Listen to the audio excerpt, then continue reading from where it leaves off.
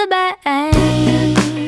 Hello, podcasters. Welcome back to Money in the Bank. This is week 5 of our 6-week budget overhaul. So we've already covered topics such as savings, housing, transportation, and medical. So today we're going to dive into Brett's very favorite topic of food. Ah, delicious food.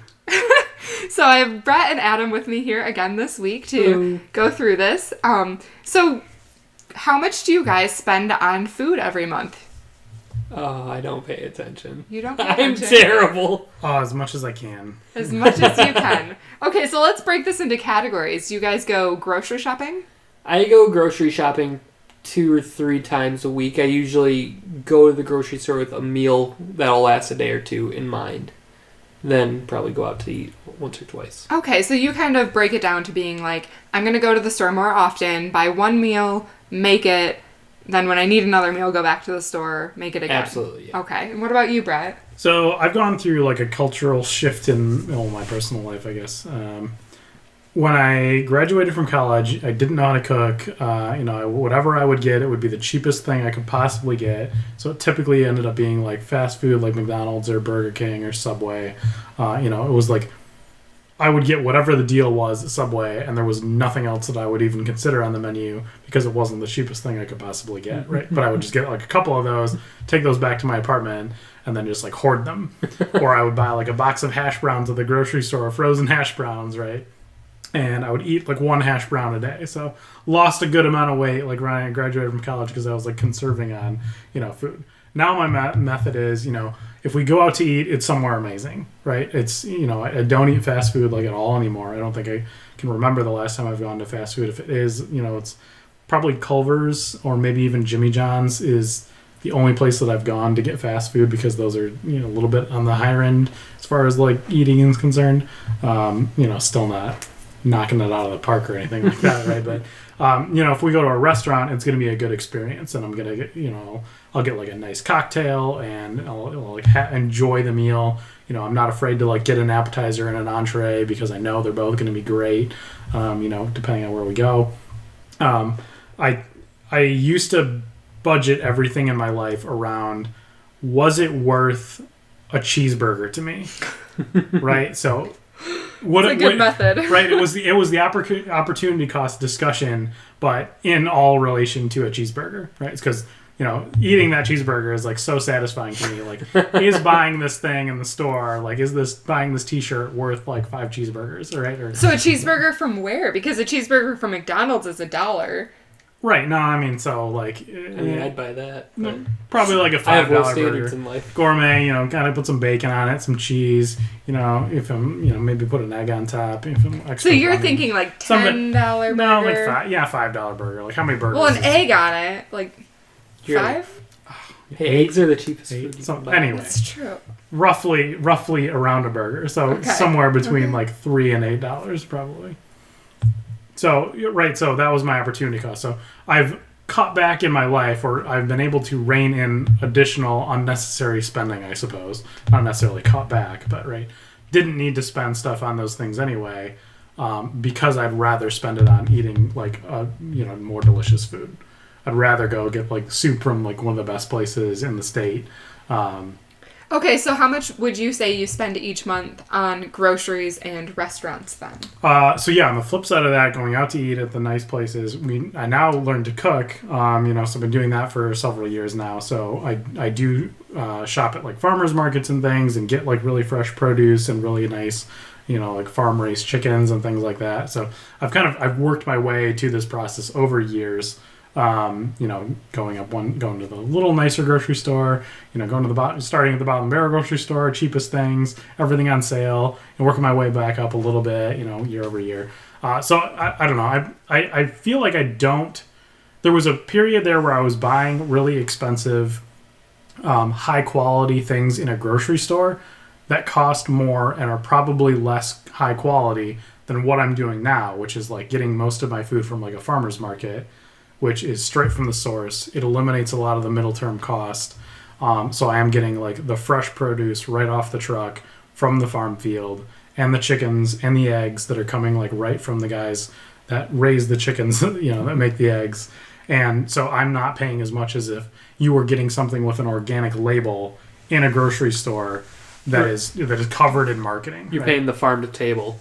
Right. Yeah. So basically you're eating, mostly organic food, but at a lower cost because, if you go to Kroger, for example, and you get organic chicken there, it's $9.99 a pound.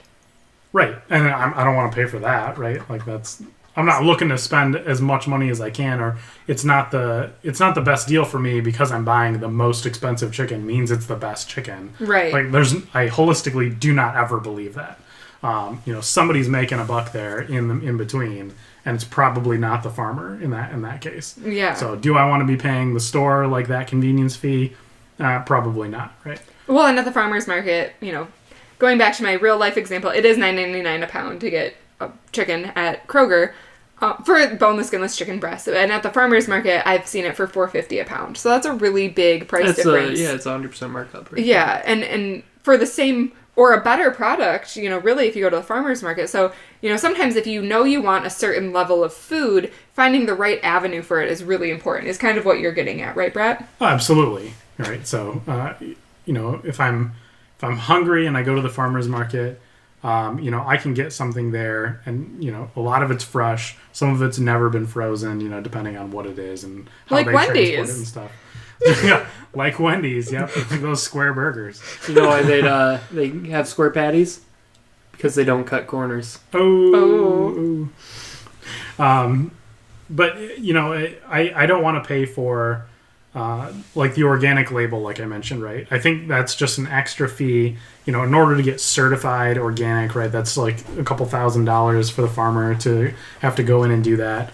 Like I can easily find out where this stuff is coming from specifically, to know that I don't want them to pay for that organic label because I don't want them to pass that cost to me. Well, I think that is a really good point, because if you're going to farmers markets and you're talking to them, what their practices are, and that it might be more expensive for them to get that label, and maybe that's not important to you anymore because you're like, well, I know that they're doing the right thing, right? That's kind of what you're getting at again there. Right. It's high enough quality for me that I don't need to worry about, going to that extra mile to get something that's way more expensive that has been like checked by 5 different, FBI agents. That, of course, that obviously doesn't actually happen, right? And that stuff is probably never actually checked.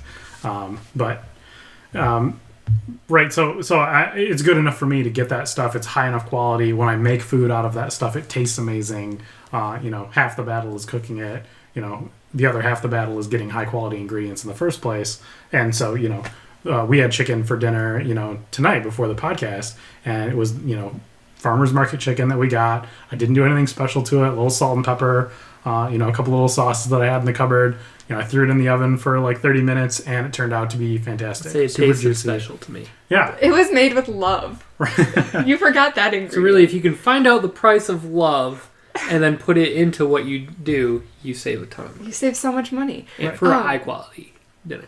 Right, because if we got the same ingredients and went out to a restaurant and they did the same things to it, that chicken would be like $15-$20. And it wouldn't be made with love. Right. And then it would be hold the love. Yeah. Or love on the side, maybe. Yeah.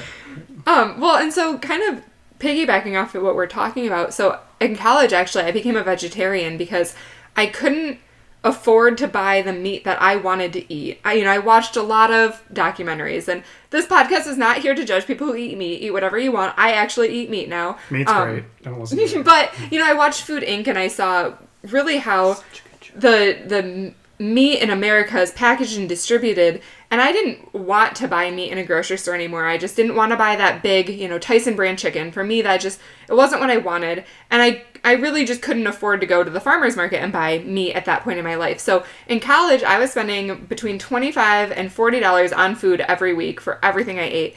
I was a vegetarian because you can save a lot of money doing that, and I learned how to, when I was a vegetarian, everyone was like, well, where do you get enough protein? And I actually donated plasma a handful of times, and they would check my protein levels, and I am proud to say that at one point I had the highest protein level of the day. So, definitely you can get protein as a vegetarian. Just want to make that clear. I ate a lot of rice and beans. That is one of the cheapest nutrient-rich meals you can eat. And Meijer, the store by us, which is similar to a Walmart. If you're not in the Midwest, it's like Or maybe Piggly a Wiggly. step up from Yeah, it's Walmart. definitely higher But tier. it is a department store. You can go there for anything from Rubbermaid tubs to groceries to fishing poles. So they have a wide variety of stuff. But they would do a 10 for 10 sale, and you got the 11th free. So I would go, and whatever was on 10 for 10 is what I would eat for the week. And sometimes it was bell peppers, sometimes it was mushrooms, sometimes it would be 5-pound bags of potatoes. I would stock up on potatoes.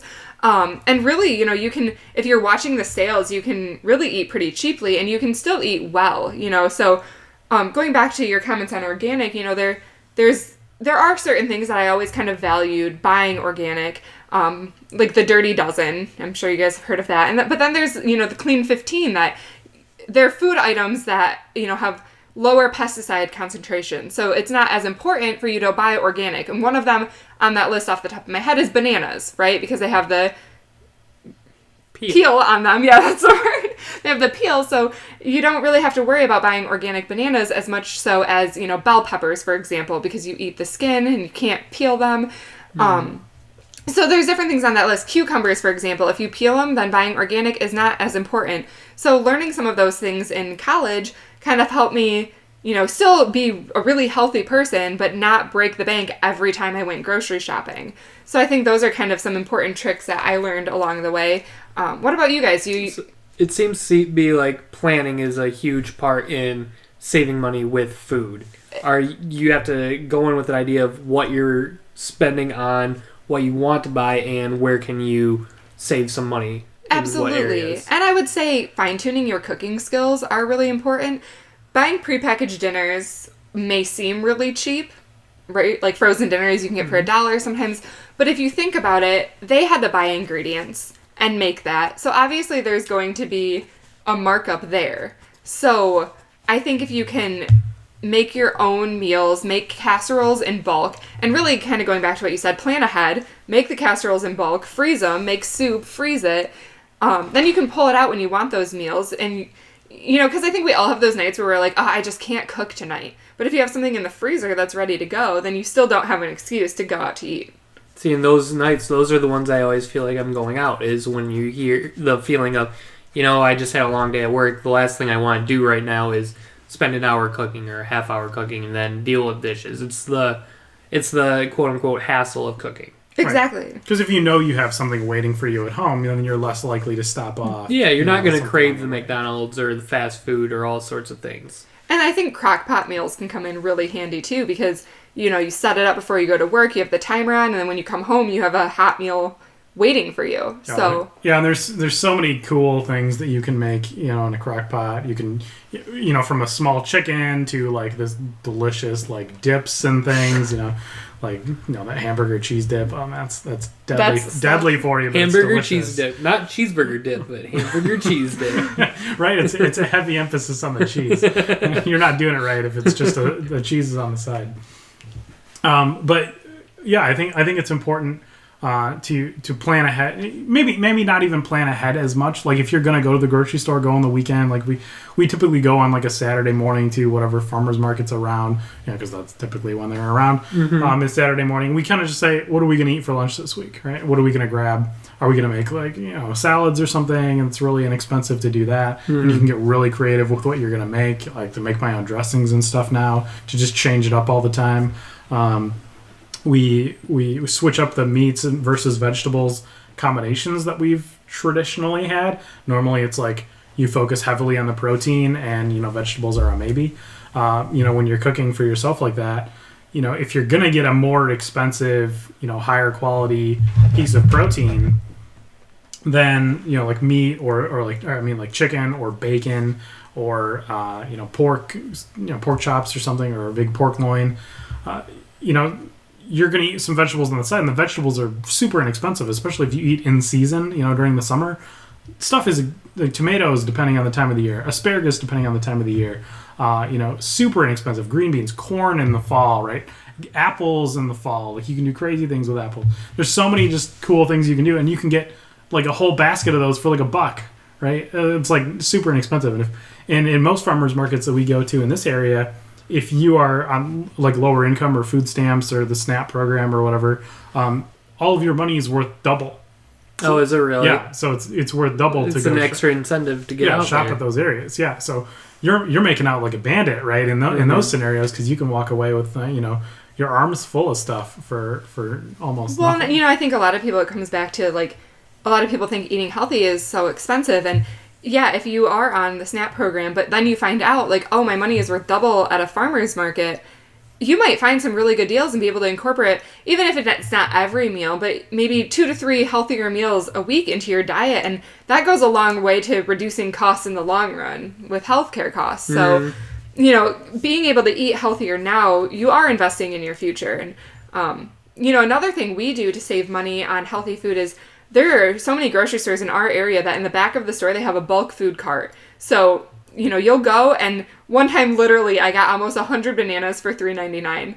And you can freeze bananas, and, we would make smoothies with them in the morning, or we would make, like, fake ice cream where you would mix in, like, peanut butter and stuff. Or like and some dark chocolate chips. yeah. And it was really good. So, banana bread, like, there's so many things that you can use older bananas for when you pull them out of the freezer. And we got so many of them for such a cheap price. Other things we've gotten on that cart are, like, green beans and potatoes and bell peppers. So I encourage you that if your grocery store has a bulk food cart and you are not taking advantage of it, you are missing out on some delicious food.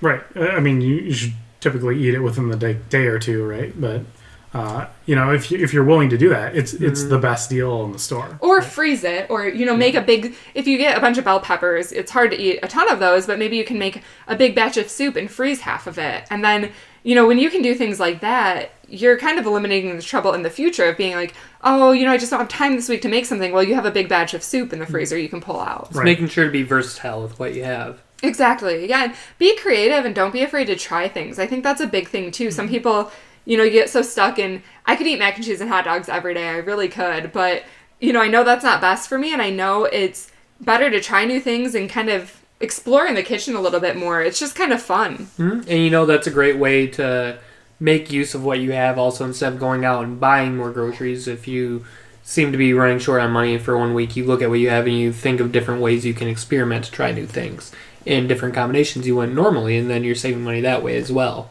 Exactly. Right. I know when I was coming out of college and, financially strapped and stuff, I actually would do like a clean out your pantry challenge where basically the goal was to just keep eating out of your pantry until you couldn't anymore. And I made some really creative dishes that way, but, it taught me a lot about what things go well together and what things do not go well together. But it also just really made me use everything I had instead of being like, well, I bought this and, I don't really know what to do with it. Right. And that's where the danger is with doing, this model. If you're going to do more grocery shopping versus getting frozen dinners, is you may end up wasting more things in the fridge if you let it sit in there long enough. If you forget about it or you're not used to using those things, right? Because then you're basically throwing money away if you're going to stockpile it and then let it go so long that it goes bad or spoils or whatever, right? So be cognizant of that. I'm very conscious of like not letting anything go to waste that's in my fridge. I will figure out something to do with it before it goes bad, because I'm very opposed to just wasting food, right? For more than one reason, right? Like I don't want to waste food because I don't want to pay for it. I don't want to, that's my own expense. You don't want to watch it go bad. I don't want to feel bad because other people don't have as much food and I'm throwing food away that I shouldn't be doing. So all that stuff. But on that same token, don't be afraid to buy things in bulk that you can. It might be like, I don't know how much I can eat, but you can save a lot of money if you go to stores with bulk food bins. And if you buy, nuts or rice or seeds and different things in that category, but you can get a really good price on them, freeze them. Things in the freezer, they're good for like up to a year most of the time. So you can buy more peanuts and just throw them in your freezer. If, personally, I found this website called nutstop.com where you can buy rice and beans and nuts, obviously. What was the website called again? Nutstop.com. Not a sponsor. Not a sponsor. I wish it was. I wish they will be our number one sponsor. No, I'm just kidding. But we found rice for 89 cents a pound down there. And even with shipping costs, that's made it worth it. So, and beans were really cheap and nuts and seeds. So, check out bulk stores, check out bulk websites, don't be scared of buying in bulk if you can freeze it. So we only have a couple minutes left here, so I just want to switch over to restaurants real quick since we haven't touched on them as much. But how often do you guys try to, tend to go out to eat every month? So I've kind of done a balance, and it kind of yings and yangs, or goes in waves, I guess. Where I'll try and not go out to eat as much, and then I'll find myself going out to eat a little bit more, and then I'll be like, I'm going out to eat a little bit too much, so then I cut it back a little bit and change things out. But I feel like if you treat anything with an extreme, like if you try and cut it off completely, unless you're going for like a goal or a challenge or something, where you're gonna miss it and then double up on it later. Right? Yeah, because you're gonna offend yourself and say no, like I'm sick of cooking food, I'm sick of doing dishes like all the time, right? You need a little bit of a balance in there. I feel like that's an important factor, but I don't know. I feel like we go out to eat, once in a while, treating it more as a treat rather than as the norm, and we've been way more successful because of that. And I think I don't know. Is that true of yourself too, Adam? Like, are you the opposite? For me, going out to eat is like an event. It's a date. It's like going to see a movie. It's not something you do all the time. It's supposed to be. Well, it's not supposed to be. For me, it's a special occasion. I may have mentioned earlier in other podcasts, I work evenings, so I don't get a chance. Like, when I'm at work is when people go out to eat generally. So for me, it's like a weekend thing when I'm trying to have a nice time with friends or family. It's not a regular occurrence. Yeah, and I think, that's kind of how we treat it also. When I moved to Chicago, I definitely fell into the trap of you can get takeout every night, and it's so easy, and you can pick it up on your way home from work. And we've really tried to stay away from that. And it's those small things like meal prepping and having the casseroles in the fridge or freezer that have really allowed us to do that. Because then when we do go out, you don't have any guilt with it. It's a special event or a special occasion or a special date night. And it's like, okay, I want that dessert, so I'm not going to feel bad about ordering it. Right, exactly. Right, just don't be a slave to it. Be conscious of the decision that you're making. Know that you're going to spend the money for it. Know how much money approximately you're going to spend before you go out or before you decide that you're going to go out, and say, is this worth a cheeseburger to me? Okay. And I would say anytime that you start doing something and you're like, oh, but I go out to this restaurant every single week, but it's okay, like, just check it, because that could be a sign of an addiction forming. And just, but like, in a way, like when I lived in Chicago, like, twice a week I got, a certain Asian restaurant, and I had to keep going back to it. But really, I didn't need to keep going some there. Of the food there. Maybe. But, I think if it becomes a ritual, that's when it becomes dangerous, because you're throwing so much more money away than you realize. So maybe addiction was the wrong word, but, it is kind of something that you're doing a lot. Just check to see how much money that actually is and make sure you're okay with that amount. Well, it's a social norm. It's not even so much of addiction as it is like just process every time. It's a very habitual thing. Yeah, like lunch for work, right? A lot of people, when they work in a corporate environment that has a big cafeteria, or if your coworkers go out to eat and you have food places really close to you, I fall victim to that. That's a lot. the norm. Most people are probably in that camp. If you work in an office full of coworkers that bring their own lunch in, that's unusual. Because I work in a lot of companies all across the country, and it is unusual to walk into a business where we don't go out to lunch every time we're on site, right? And that's really interesting to me, because I definitely pack my lunch almost every single day. I buy lunch at work maybe once a month.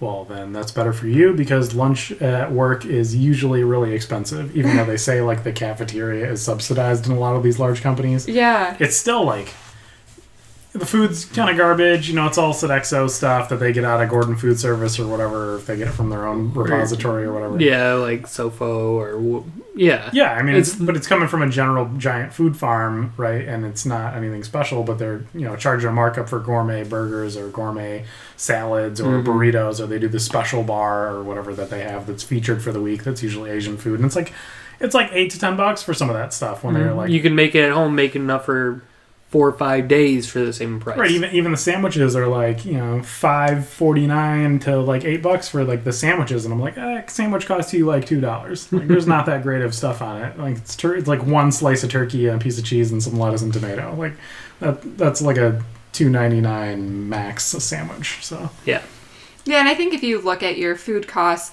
per meal when you make at home versus going out, I try to average about $2-ish per meal that I make at home per person.